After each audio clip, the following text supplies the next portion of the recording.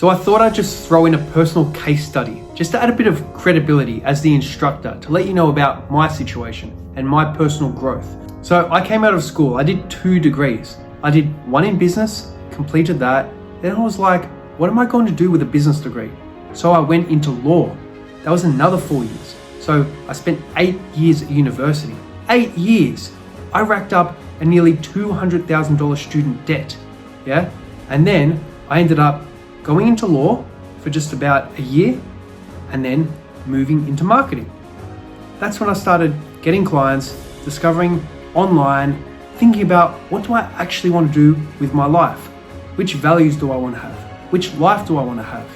Do I want to be able to travel, have freedom and control over my time, not have to go to a workplace that I hate, working under a boss that's going to, be looking over my shoulder the whole time, be on the clock? Because in law, it's all about time billing. It's high pressure, high stress. There's no taking a day off when you want. There's no, I want to work these hours or I feel sick today. No, you've got clients that are actively depending on you. And there's a lot of pressure. Like it's like in any corporate environment, not just law, in any office environment, or for that matter, even working in hospitality or retail, you can't just take a day off willy-nilly. You've got to actually give notice to take leave. And that's the thing about working online. And after COVID especially, you've got this work from home culture which has arisen. So I started Cavallaro Media. I started with a few clients. I started teaching myself the principles of marketing, sales. I got a job part-time as well in an agency where I learned cold calling because I was appointment setting, making 100 to 150 phone calls a day to businesses that didn't expect my call. And the first call, or the first 100 calls for that matter, I was like, how am I going to make a call to someone who is not expecting my call? Thank God I had a script. It was a bit difficult at the start, but I did very well. And that's where my sales journey began. Because sales, and then learning marketing as well, that was the foundation of starting this business. Sales and marketing, then obviously you come up with a product or a service that people need, yeah? And then that's the foundation for your business.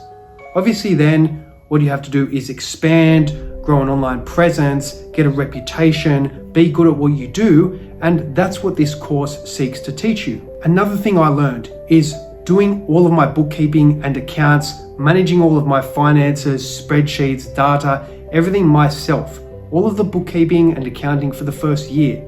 And then I got my first bookkeeper. You see, if you just outsource, as I mentioned in the accounting and bookkeeping modules, if you just outsource at the start all of your bookkeeping and finances and you don't understand it yourself, you're not really going to know what's going on and be able to integrate the financial part into the marketing and sales part of your business.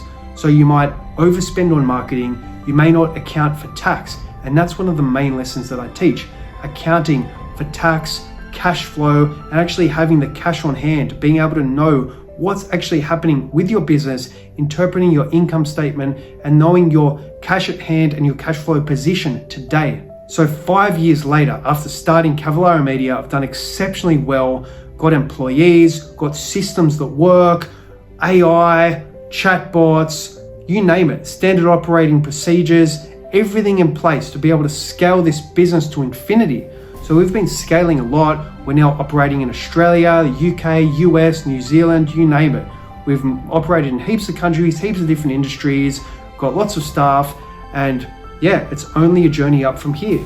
So if you follow all of the modules and the lessons in this course, you can do very well as well.